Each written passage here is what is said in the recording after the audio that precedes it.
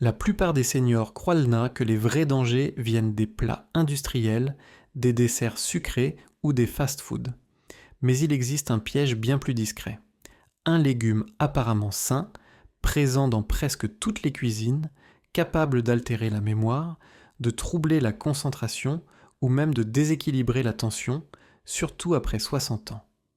Ce légume, loué depuis des décennies pour ses vertus santé, peut se transformer en ennemi silencieux lorsqu'il est mal combiné à certains médicaments ou consommé au mauvais moment de la journée. La bonne nouvelle, c'est qu'il n'est pas nécessaire de l'éliminer. Il suffit de comprendre comment votre métabolisme change avec l'âge et d'apprendre les bons moments, les bonnes associations et les bonnes portions pour que vos légumes redeviennent vos alliés. Dans ce guide, je vais vous révéler 9 légumes très courants et les règles simples mais vitales pour les consommer intelligemment afin de protéger votre cœur, votre cerveau et votre énergie après 60 ans. Légume numéro 1, les épinards. Le super aliment à double visage. Depuis toujours, on présente les épinards comme un symbole de force et de vitalité. Riche en magnésium, en fer et en antioxydants, il semble parfait pour préserver la santé. Mais après 60 ans, ce super aliment cache une face cachée que peu de gens connaissent.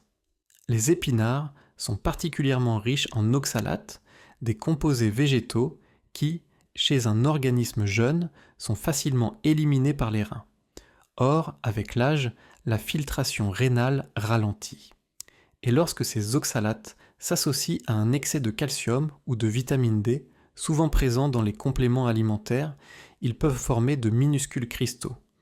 Ces cristaux circulent dans le sang, se déposent parfois dans les petits vaisseaux du cerveau et finissent par ralentir la microcirculation cérébrale.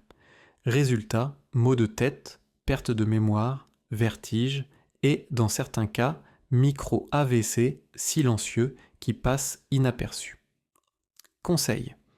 Consommez vos épinards plutôt le matin ou au déjeuner, quand la digestion et l'élimination rénale sont plus actives. Évitez les grandes portions le soir, surtout si vous prenez des suppléments de calcium ou de vitamine D, ou si vous avez des antécédents rénaux ou cardiovasculaires. Les épinards ne sont pas vos ennemis, à condition de savoir quand et comment les apprivoiser. Légume numéro 2, le brocoli, allié du cœur, mais piège pour les anticoagulants. Le brocoli est l'un des légumes les plus recommandés au monde. Riche en fibres, en antioxydants et en vitamine K, il soutient la santé du cœur, aide à stabiliser la glycémie et favorise un bon transit. Mais après 60 ans, ce super légume peut devenir un vrai casse-tête pour ceux qui suivent un traitement anticoagulant. La vitamine K, présente en grande quantité dans le brocoli, joue un rôle essentiel dans la coagulation du sang. Or, les médicaments comme la warfarine, le Plavix ou même l'aspirine agissent précisément sur ce mécanisme. Une consommation irrégulière de brocoli peut donc déséquilibrer votre traitement. Si vous en mangez soudainement plus que d'habitude, la vitamine K diminue l'effet de l'anticoagulant, augmentant le risque de caillots et d'AVC. A l'inverse, si vous en mangez beaucoup moins, votre sang peut devenir trop fluide, favorisant les hémorragies. Conseil. Le brocoli reste un excellent aliment pour votre cœur et vos artères, mais il doit être consommé avec constance. Gardez une quantité stable chaque semaine et informez votre médecin de vos habitudes alimentaires. Ce n'est pas un légume dangereux, c'est un légume à manier avec prudence, comme un médicament naturel puissant. Légume numéro 3, la laitue romaine, légère mais diurétique. Fraîche, croquante, souvent perçue comme inoffensive, la laitue romaine cache pourtant un effet méconnu, son pouvoir diurétique naturel. Chez les plus de 60 ans, cet effet peut devenir problématique, surtout lorsque l'on prend déjà des médicaments pour éliminer l'eau ou réguler la tension artérielle. En stimulant la diurèse, la laitue romaine pousse l'organisme à éliminer davantage de liquide. Résultat, une déshydratation légère mais chronique peut s'installer. Le sang s'épaissit, la tension fluctue et la circulation cérébrale devient moins fluide, un terrain idéal pour la fatigue, les vertiges, voire les micro-caillots. Conseil, consommez la laitue romaine plutôt à midi ou en journée, accompagnée d'un grand verre d'eau. Évitez d'en abuser le soir, surtout si vous prenez déjà un traitement diurétique ou antihypertenseur. Et si vous remarquez des signes comme étourdissement, confusion matinale ou grande fatigue au réveil, revoyez vos apports en eau et votre consommation de légumes diurétiques. Légume numéro 4, la carotte crue, douceur à risque nocturne. Depuis l'enfance, on nous répète que la carotte rend aimable, améliore la vue et protège la santé. Et c'est vrai, en partie. Mais après 60 ans, ce légume apparemment parfait peut se transformer en petit piège métabolique, surtout lorsqu'il est consommé cru et au mauvais moment de la journée. La carotte crue a un indice glycémique élevé. Son sucre naturel, le saccharose, passe très vite dans le sang. Résultat, une montée soudaine de la glycémie suivie d'un pic d'insuline. Chez l'adulte jeune, le corps corrige ce déséquilibre sans difficulté. Mais chez le senior, le pancréas répond plus lentement et la sensibilité à l'insuline diminue. Ce va-et-vient brutal du sucre et de l'insuline peut conduire à une hypoglycémie réactionnelle nocturne. Et cette chute du sucre dans le sang, souvent silencieuse, n'est pas anodine. Elle provoque une libération d'adrénaline qui perturbe le sommeil et accélère le cœur. Elle favorise la formation de microcaillots, notamment dans les petits vaisseaux du cerveau. Elle crée une fatigue matinale inexpliquée, parfois confondue avec un simple coup de vieux. Pourtant, la carotte reste un trésor de bêta-carotène, de fibres et d'antioxydants, à condition de la consommer intelligemment. Conseil: privilégiez la carotte cuite à la vapeur douce plutôt que crue. La cuisson modifie ses sucres et les rend plus stables.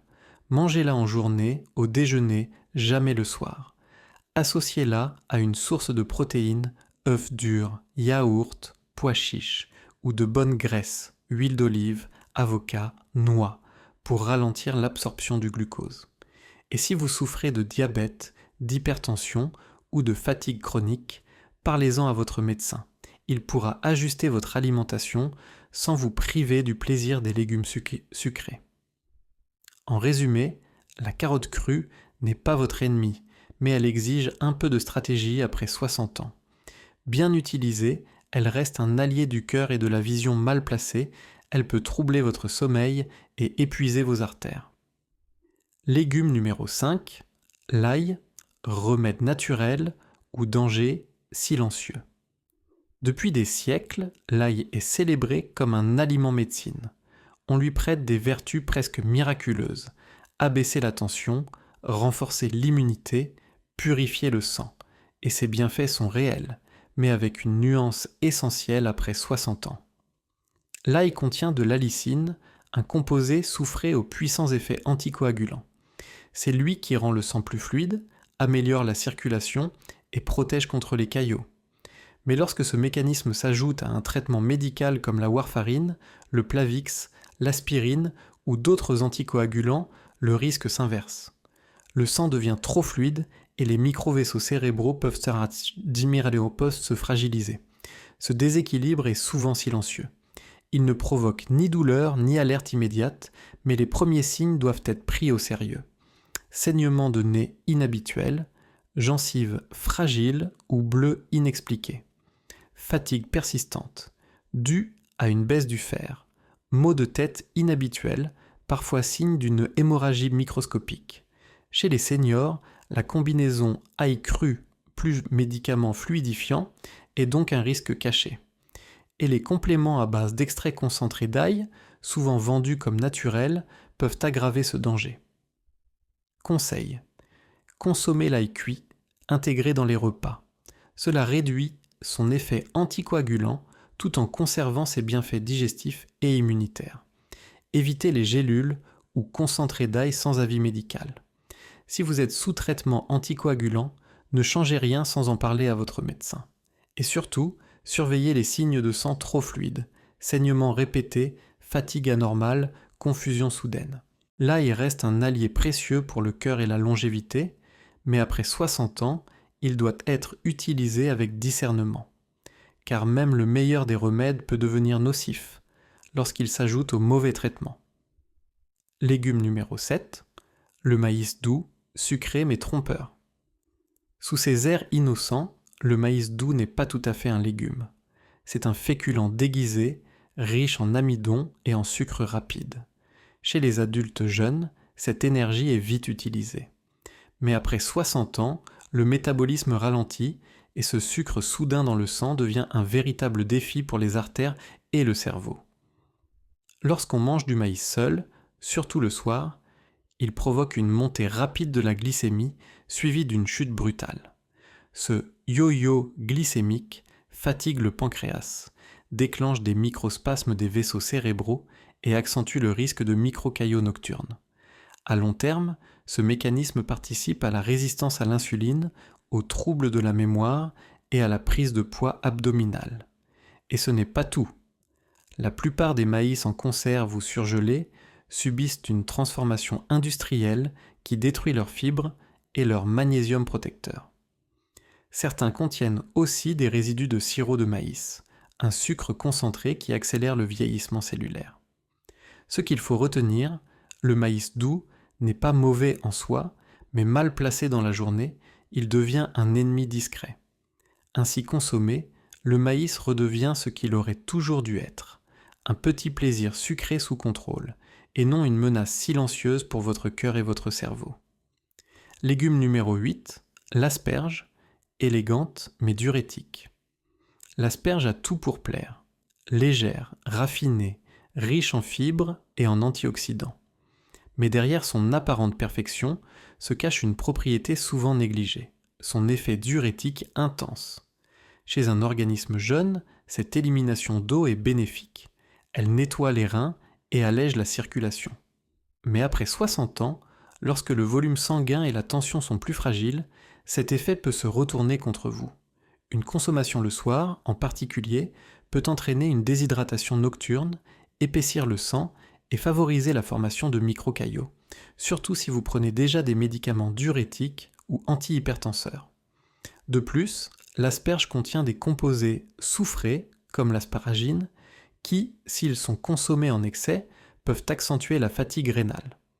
Ce qu'il faut retenir, l'asperge reste un excellent légume, mais son timing compte plus que sa quantité. Ainsi, l'asperge retrouve sa juste place, celle d'un légume purifiant à savourer intelligemment pour protéger vos reins, votre cœur et votre circulation. Légume numéro 9, la tomate, saine mais parfois trompeuse. La tomate est depuis toujours célébrée pour ses antioxydants, sa vitamine C et son lycopène protecteur pour le cœur. Pourtant, après 60 ans, certaines de ces composantes méritent une attention particulière.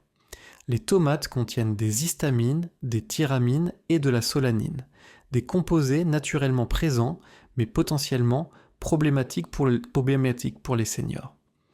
Histamine et tyramine peuvent provoquer des fluctuations de la tension, des maux de tête et accentuer la fatigue circulatoire. Solanine, un alcaloïde qui, lorsqu'il est consommé en grande quantité crue ou le soir, peut générer une inflammation digestive et perturber la circulation sanguine.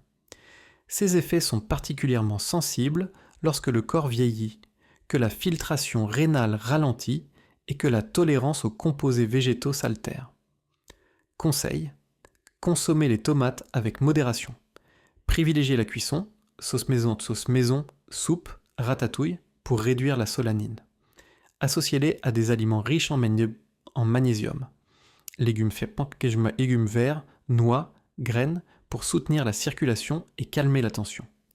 Évitez les repas riches en tomates avant le coucher, afin de prévenir les troubles de tension et le stress vasculaire nocturne. Ainsi, la tomate reste un allié de votre santé à consommer intelligemment en tenant compte de votre âge et de votre métabolisme. Conclusion: adaptez son assiette à son âge. Après 60 ans, ce n'est pas seulement ce que vous mangez qui compte, mais aussi quand et comment vous le mangez. Une salade à pont midi peut protéger votre cerveau, alors que la même salade le soir peut créer un terrain favorable à un caillot. Les règles d'or: pratiquez la modération et la constance dans la consommation de légumes. Adaptez le moment de la journée selon votre circulation et votre hydratation. Surveillez les interactions avec vos médicaments et consultez votre médecin pour ajuster vos habitudes. La connaissance est votre meilleure arme. Avec quelques ajustements simples, vos repas deviennent une vraie médecine pour le cerveau et le cœur, sans danger caché. Pour ne rien manquer de nos conseils santé adaptés aux seniors, abonnez-vous dès maintenant et recevez chaque semaine des astuces pratiques pour protéger votre mémoire, vos artères.